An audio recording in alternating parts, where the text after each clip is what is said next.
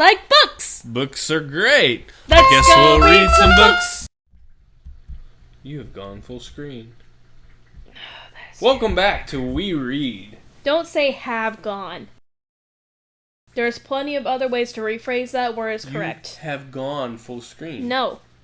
Your You have gone to webpage YouTube, is full screen. You have gone and clicked on a video, and now you've gone and read some anger with us. You have not gone and been full screen. That's just wordy and unclear and ignorant. Speaking of wordy and unclear, anger is one letter short of danger. You mean donger. Unger is one letter short of donga. The author is unknown. I have a bad feeling that's a meme floating around somewhere. Yeah. That's not really as meaningful as they probably thought it was. Mm-hmm. Nice is one letter off from lice.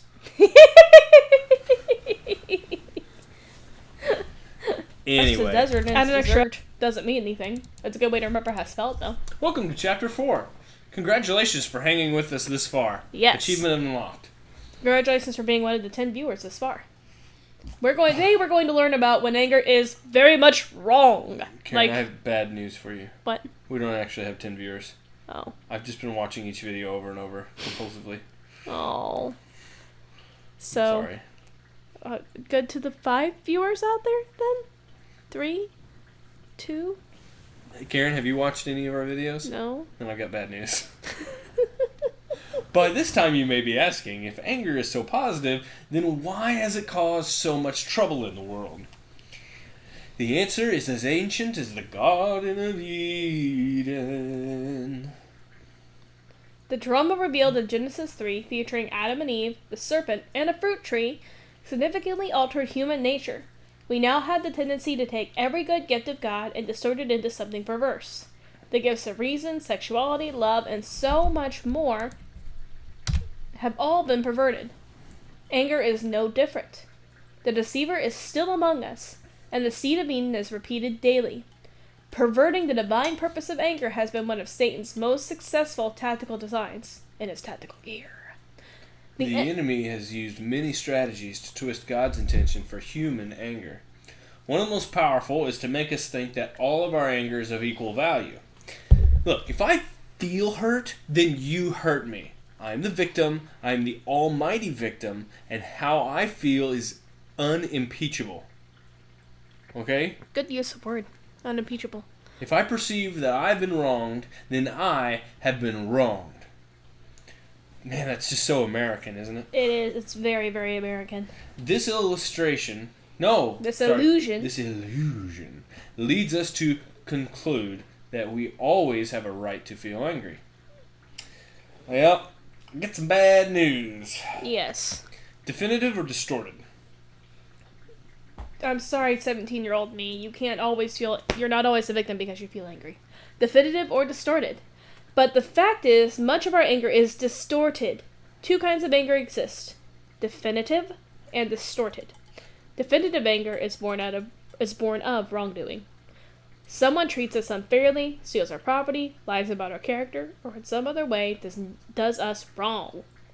This is the only kind of anger God ever experiences. It is valid anger! Highlighted because it's important. Highlight, underline, circle, inscribe, arrows pointing to Subscribe. Comment, subscribe. The second kind of anger, however, is not valid. It is triggered by a mere disappointment, an unfulfilled desire, a frustrated effort, a bad mood, or any number of other things that have nothing to do with any moral transgression. The situation simply has made life inconvenient for us, touched one of our emotional hotspots, or happened at a time when we were extremely tired or stressed. Why is that highlighted? Have you ever been extremely tired or stressed? I don't think you have. No, the opposite. I was just so flabbergasted that that's a type of anger that exists, because, I never get fussy when I'm extremely tired or stressed. Never. Never. You've never fed our daughter 2 in the morning and just been. Come to think of it, I've never been extremely tired or stressed. Yes. Ever. All right. Because I am not a human. Like, comment, subscribe for more blatant lies.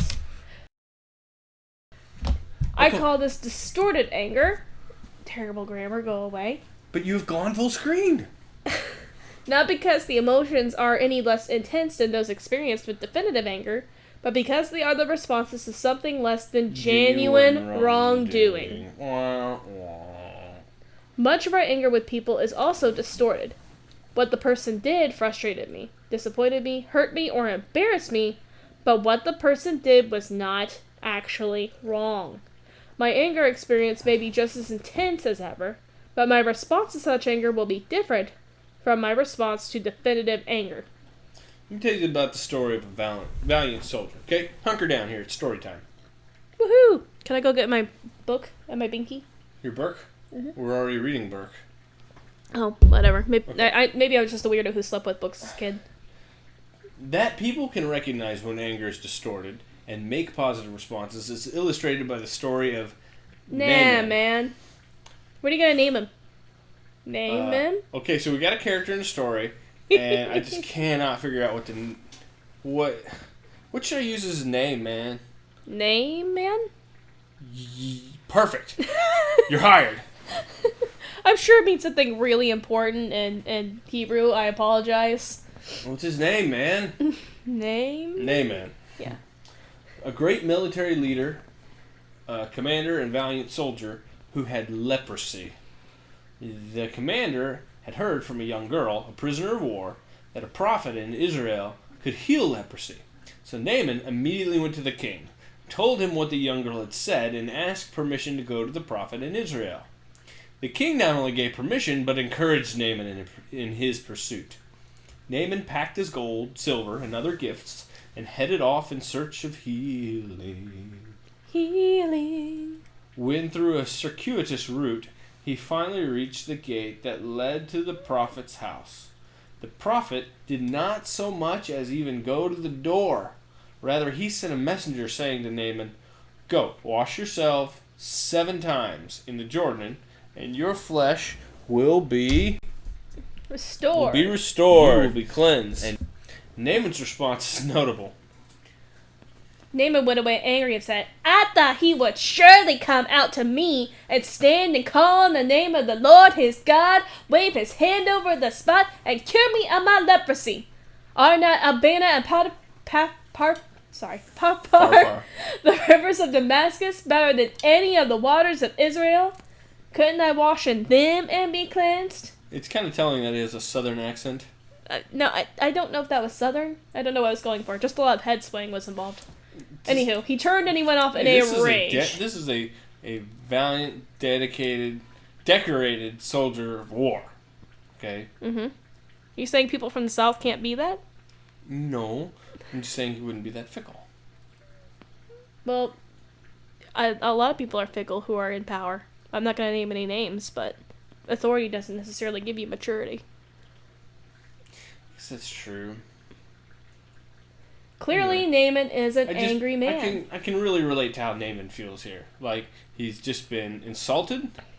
He's been disrespected by a foreigner. Like, look, dude, came all the way to your house to pay your god tribute, and you won't even give me the time of day.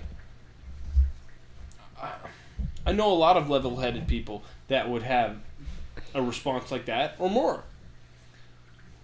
Clearly, Naaman is an angry man. His blood pressure has risen. His nostrils are flared. His feet are stamping the dry ground. His anger quickly jumps to rage. Thoughts which seem to him logical race through his mind. Try me again. Give him a different voice. How absurd! How foolish! Where is the respect? I'm giving him a chance to show him God's power, and he tells me to go wash in the budding Jordan. How ridiculous! Democracy manifest! Oh my goodness. I don't think we can actually quote that on here. Do not Google that! Okay. Please don't Google that. I see you know your judo well. Don't Google that. I'm warning you. It's supposed to be like a... Content warning. I apologize. Yeah, content warning. In Naaman's mind, Elisha, the prophet, has done him wrong. He has a right to be angry. Instead, the prophet has actually given him a cure for his leprosy. Elisha has done him great good. But because Naaman's thinking is distorted, he is experiencing anger towards the prophet. In his rage, he is ready to return to his homeland. His mission not only a failure, but also a great embarrassment. You're right. Even a level-headed person would be a little bit upset by this. I came all this way, I brought you all this stuff, and you want to answer the door. I love this guy because I totally relate to him. I mean, it makes sense. But fortunately, there were some straight-thinking people traveling with him. His servants went to him and said, My father, if the prophet had told you to do some great thing, would you not have done it? Give me some Morgan Freeman voice. I don't think I can do that. I don't think my register is that deep. My father, if the prophet had told you to do some great thing, would you not have done it? Wash and be cleansed. Okay. No, I'm gonna do it Bane voice. Ready? Okay. My father, if the prophet had told you to do some great thing, would you not have done it? How much more then when he tells you, wash and be cleansed? So he went down and dipped himself in the Jordan 7 times. Just to clarify, that's just mumble garble because he thinks it's funny. Well, yeah, I know. There's a whole scene where you cannot tell a word all they say. three of those Batman movies are terrible.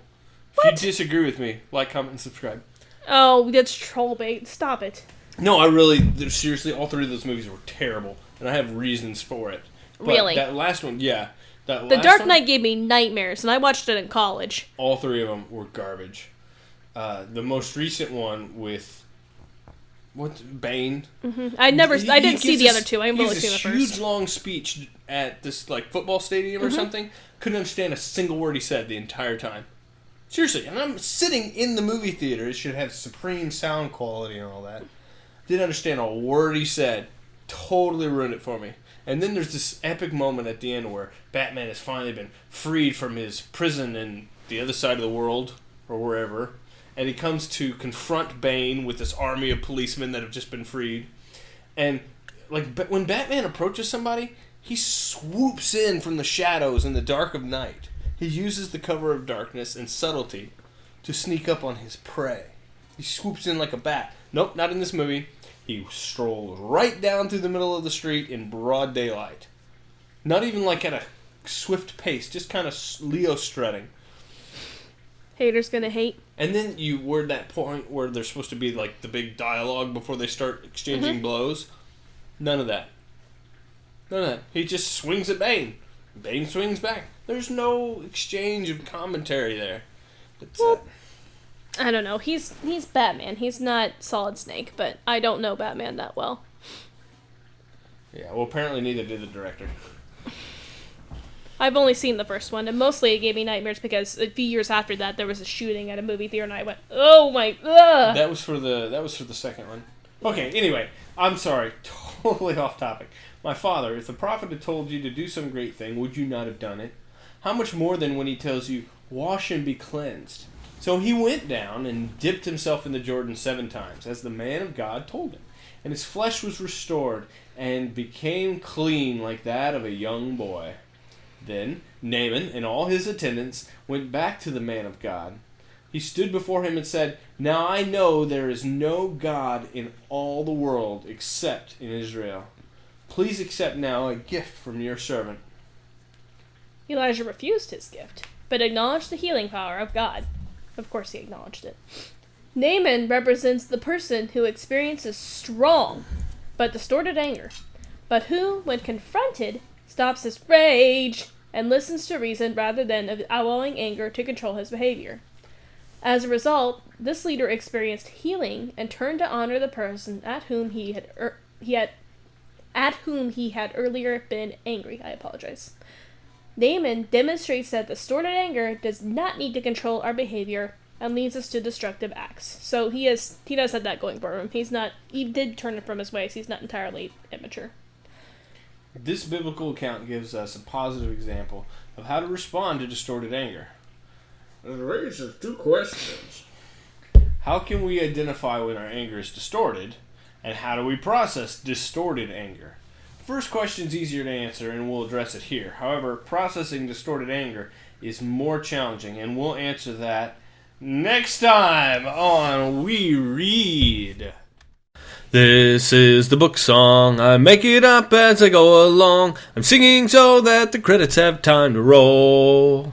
This is the book song. It's getting worse because I don't rehearse. So click on the next video and let's all read some books. 1, 2, 3, 4, 5, 6, 7, 8, 9, 7, 8, 9, 10, 11, 12. 1, 2, 3, 4, 5, 6, 7, 8, 9, 10, 11, 12. Boom, boom, boom, boom, boom. 1, 2, 3, 4, 5, 6, 7, 8, 9, 10, 11, 12. 5! 5. 5, 5, 5, 5, 5, 5, 5, 5, 5. 1, 2, 3, 4, 5, 5, 5, 5, 5, 5, 5, 5, 5. You know it better than I do. I don't remember that song at all. I'm just making it up to waste time so that if the screen capture software decides to cut off something, whatever. Yeah. Did we waste enough time yet? I'm going to tell you a story about the town of Tread. No. Cut it off. Turn the capture software off. Turn the capture software off. Okay.